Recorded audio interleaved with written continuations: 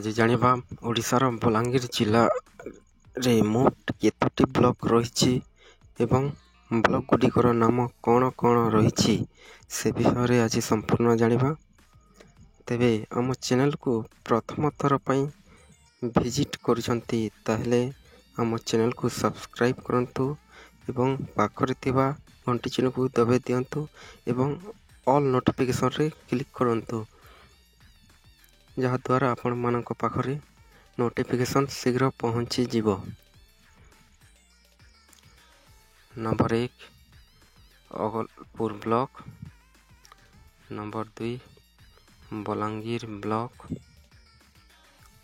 Number 3 Bangomunda block एवं number 4 Belpada block,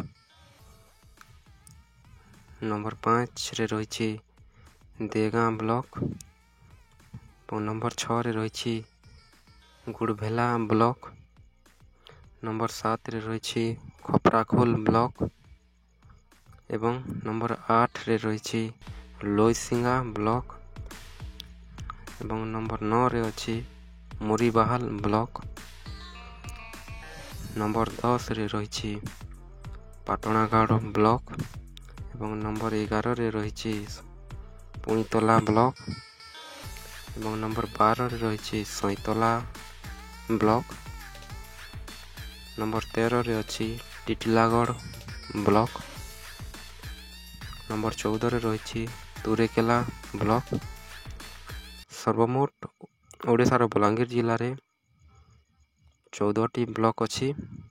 वीडियोटी शेष पर्यंत देखिथिबारु आपण मानकु बहुत बहुत धन्यवाद।